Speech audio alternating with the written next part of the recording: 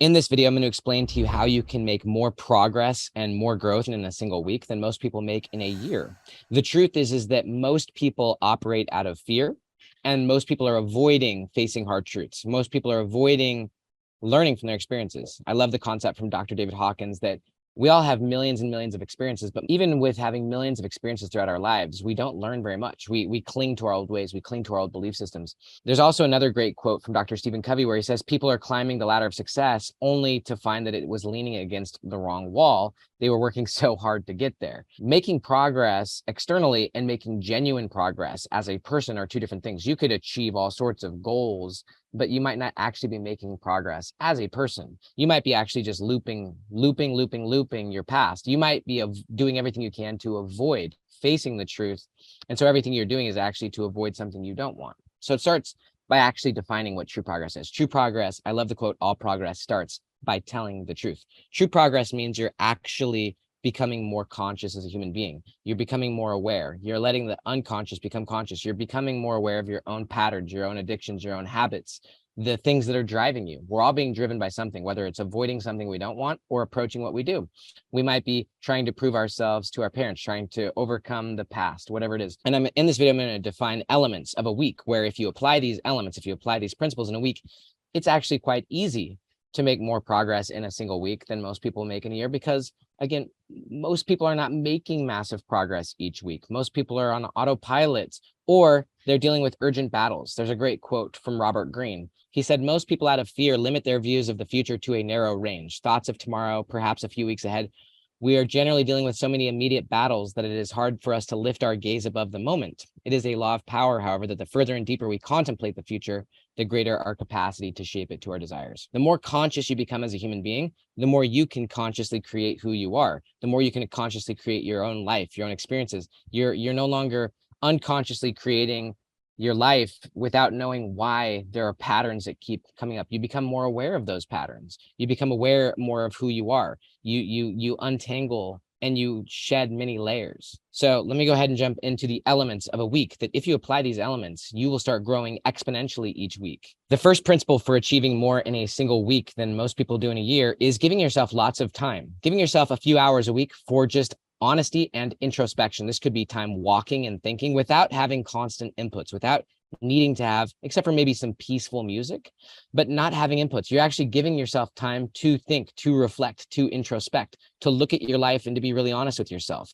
All progress starts by telling the truth. If you're not being honest with yourself, but if you're not giving yourself time to think, time to reflect, time to analyze your life, time to analyze the forest and the trees, if you're not giving yourself space to think and to introspect and to learn about yourself, to review the patterns of things that are going on, but also to look at the direction you're going. There's a really good quote from J.M. Barrie. He is the playwright who wrote the original version of Peter Pan. He said the life of every person is a diary in which he keeps one journal while meaning to write another. His most humble hour is when he compares the volume as he's writing it with what he wanted it to be. So all of our lives are a diary or a journal, which we're currently creating while we were wanting to write something else.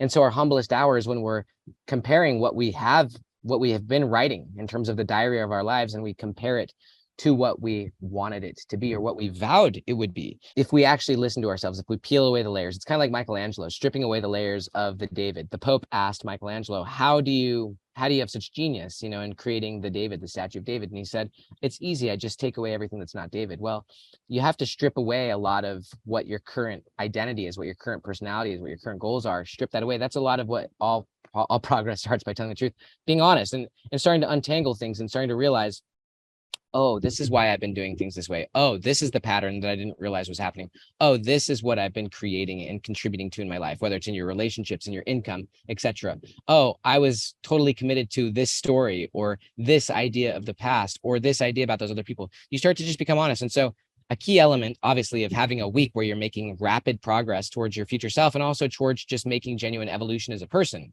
is giving yourself plenty of time regularly, daily, but also just often. Could be in your journal, it could be out walking, but this is really the true essence of meditation. Meditation is really two things. It's about getting really honest with yourself, peeling away the layers and becoming aware. It's also about consciously creating. It's about visualization and ultimately creating what you want. Those are the two aspects of becoming conscious, is becoming more aware of yourself and then becoming more conscious of what you want and creating that in your life. So if you're not taking time in your week on a daily basis, it might be 15 to 30 minutes in the morning or at the end of the day. Most people, as soon as they wake up, they plug straight back into the matrix. They're giving themselves low level dopamine. They're being reactive to everything around them. And then at the end of the day, they're doing the same thing. They're never actually fully living. They're just always reacting, responding. They're always at surface level. They're never going deep into flow. They're never fully on, never fully off. They're just bouncing from thing to thing. They're a bunch of subconscious loops. And then your brain, while you're sleeping, ultimately is where where most of the deep learning happens. And because people haven't been deep thinking, learning, introspecting, and reframing just who they are and what life is all about, and then they're not getting deep sleep because of their habits around technology, then they're not transforming a lot. But if you can spend less time plugged in, less time with less inputs, and more time genuinely just thinking, reflecting, reviewing, observing, honestly, also having good conversations with key people and getting feedback from the outside world, from those who you trust and those who you care about, being honest about what they see that you might be blind to. If you're willing to expose yourself, and exposure is a key principle of learning and growth. If you're willing to expose yourself rather than hide from the truth, if you're a lot of people, they just don't want the truth. They don't want to expose themselves. They don't want to expose themselves to their own truth, but they also don't want to expose themselves to other people. If you're willing to expose yourself to other people, in other words, you expose your faults, your fears, your dreams, and also if you let other people expose aspects of yourself that you don't want to see, wow, you can make real progress. Maybe a real honest conversation with yourself or with someone else might lead to more progress in a day or in an hour than many people experience in a full year of staying unconscious. Principle number 2 of achieving more and growing more, true growth, true transformation in a single week than most people do in a year, is giving yourself lots of time for high quality learning, actually giving yourself time to listen to material that stretches you, material that challenges you, material that reshapes your worldview. Our input shapes our outlook. Our input shapes our worldview. You yourself, the person who's watching this or listening to this, you have a map of the world. You have a view of the world, which you don't see the world as it is. You see the world as you are. We all have a subjective view of reality. None of us see the world objectively.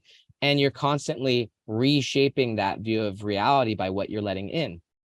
As a whole, most people consume entertainment-based media or just very low-level media, news feeds. Most people's input is around 80% entertainment, and it's low-level entertainment, and maybe 20% or less education. You want to reverse that, where 80% of your input is education and maybe 20% is entertainment. There's nothing wrong with entertainment, especially wholesome flow-based entertainment where you're with family or friends or just honestly just enjoying something. There's nothing wrong with that. Again, your input shapes your outlook. And so if you're giving yourself a few hours at least every week for deep learning, it's not just about inputting as well. It's about thinking about your thinking about your learning, processing what you're learning, writing about it, thinking about how this changes everything. If you're giving yourself space, I believe the average person, or at least the average person in America, reads maybe 1 to 2 books a year. But what would happen if you started reading 1 to 2 books per week? And they were challenging books, high quality, less quantity. If you were consuming really high quality, really challenging, really stimulating information that reshaped your worldview, reshaped what you think is possible, reshaped how you view yourself, reshaped what you think you can do. As human beings, we want more of what we do. And so if you consume donuts, you're going to want more donuts. If you spend lots of time on Facebook, you're going to want more of that. We always want more of what we're doing. And so when you actually start learning, your brain's going to want to do more learning. Your brain's going to want to transform more. And so if you give yourself more and more time for true learning and not just inputting, but actually like thinking about it, processing it, applying it, thinking about why this changes things, and then starting to put things into practice, which requires commitment and courage. And also integration. The integration of learning means you've learned something and now you're actually truly applying it. Just by learning one thing, you can alter your course a little bit. And by altering your course even 1 degree, that 1 degree over a year might take you decades away from where you thought you would be. The next one is really important. I love the book Deep Work by Cal Newport. He talks about how focus is the IQ of the 21st century. We live in a world where focus is very difficult because of all the distractions, all the inputs, the technology, our addictions, just constant pings and dings. If you can focus, real deep focus, deep flow-based focus, if you can focus for good stretches of time on one thing at a time without any interruptions, in other words, if you can go into deep flow and experience deep mastery and actually make genuine progress on something, then you will grow and learn more. You will achieve more. There's a great book on this topic as well called Catching the Big Fish by David Lynch. And he talks about how consciousness is like the ocean. And if you have a low level consciousness, then basically you're at the surface. You're at the surface and there's only small fish at the surface. And so that's the level of thinking that you have. Small thinking, small fish, small opportunities, small future self, small changes, very micro. Whereas if you go deep, and meditation and consciousness and creativity are about depth, not shallowness. If you go really, really deep, that's where the big fish are. That's where the big ideas are. That's where the big transformations are. You can go really deep in one day without all the distractions if you're just allowing yourself to go deep, really deep into deep work. I recently finished writing my 6th major book called 10X is Easier Than 2X. And on my to-do list, usually for about a 4-month period of time, I only had one thing on my to-do list: write for like 6 hours, just go as deep as I could. And because I was going deep, the level of changes in my mindset, the level of changes in my belief system, the level of changes in my subconscious were crazy. In a week, how much time are you spending doing true deep work, deep focus without any distraction? How many hours did you spend focusing on one thing without any ping or ding, without any distraction, just going really deep into your thinking, really deep into learning, really deep into creating? If you invest even 5 hours or 5 to 10 hours of true deep work where you're deep in flow, there's no distractions and you're really only focused on one thing, and it's really focused learning or focused creating, how could you not achieve more than most people? Most people are not doing deep work. They're doing very shallow, distracted work, and they're never really in flow. Another aspect of this is deep recovery. How much are people truly recovering, like fully recovering? One really interesting aspect of flow, and what I'm really talking about is the research on flow, focus flow and recovery flow, is that flow is synonymous with peak experience. Peak experience, according to Abraham Maslow, are what transforms people. And so flow is another word for peak experience. If you're really deep in doing deep work in flow, you're having a peak experience. But also if you're really recovering, if you're really opening up yourself up, if you're doing something new, something novel, or if you're really connecting with someone.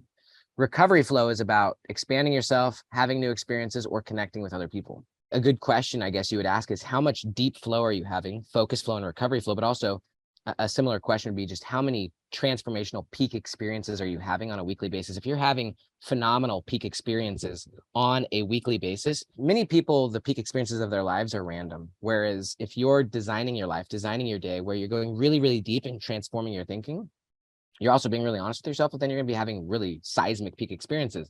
If you're connecting with yourself, if you're connecting with your loved ones, if you're going out and trying new things, then you're going to be expanding. You're going to be having lots of peak experiences. That's how you self-actualize as a person. That's also how you transcend your current self and become someone new. So a question would be, how many peak experiences are you having where you walk away and you feel expanded as a person, you feel alive, you feel new, you feel different because of the level of focus and the transformation and change because of that focus and innovation, or because of the level of connection or the level of novelty. So if you want to achieve more in a week than most people do in a year, then have higher and deeper peak experiences, more expansive peak experiences, but also more, it's kind of, they say it's contracting and expanding, contract, expand, contract, expand. The more you can do that in deeper, bigger expansions, deeper contractions, the bigger your peak experiences, the more expanded you will be. So you ultimately want to build your life around having bigger and bigger peak experiences. Peak experiences are transformational, shifting experiences where you're now a different person as a result. I love the quote from George Bernard Shaw. He said that a mind that has been expanded by a new experience can never go back to its former dimensions. Peak experiences are not created equal. Some are very shallow, some are very deep. You could have little peak experiences, and I wouldn't really call that very peak.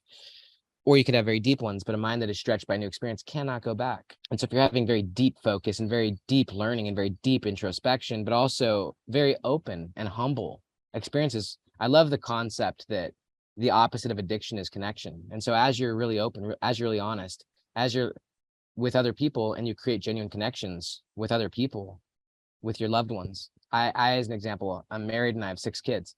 And when I actually get closer with my kids and I'm humble and I really care about what's interesting to them, and I don't just react and respond, but I'm genuinely listening, I can grow and change so much in a day.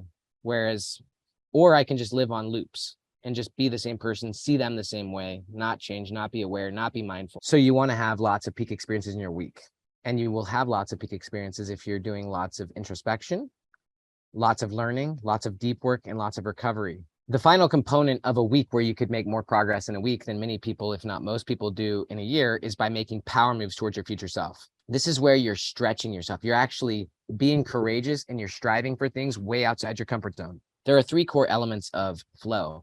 One is having clear goals. If you don't have a clear goal, then it's really hard to know where to focus. But another aspect is risk or immediate consequences. If you're trying something that has risk, some form of exposure, you have to commit and be courageous in order to be in a deep flow state.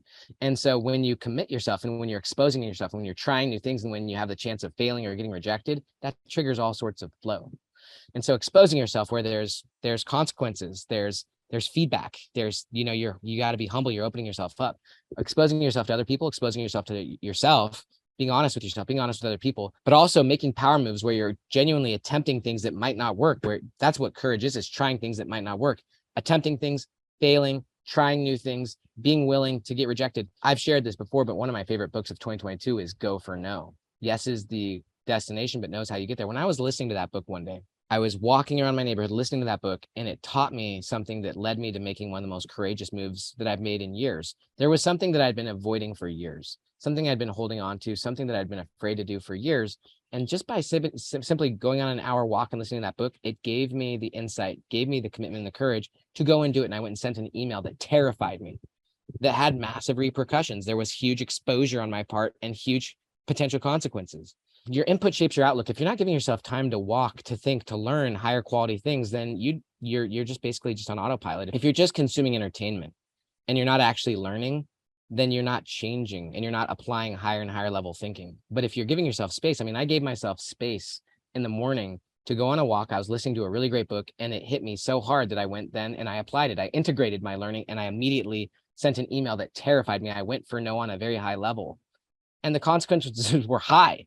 And after I sent that email, all of a sudden, what's crazy is when you act courageously immediately after the fact, because you're so deep in flow, you learn so much. And so if you're not committing to your future stuff, if you're not being courageous towards your future stuff and making power moves and going for no, then you're not transforming a lot. But if you're regularly making courageous power moves with high stakes, with high exposure, with high risk, it's either social risk or economic risk. Like if you're not being courageous and making big decisions and going for no and making power moves towards your desired future self, then you're not advancing very much. And how many people are truly, going for rejection at a high level? How many people are willing to expose themselves and have inner commitment, inner certainty that they're okay? I'm okay. I don't need this opportunity or situation. I'm okay. If I lose this, I'll find some other way. My confidence is in myself and in God. And so these are principles that if you apply, you can achieve more, you can grow more, you can transform more, you can expand more in a week than most people do in a year, maybe even a decade. And if you apply these concepts every week, think about where your life could be in a year. My name is Dr. Benjamin Hardy. I hope you enjoyed this. I hope you have an absolutely beautiful day. Talk to you later.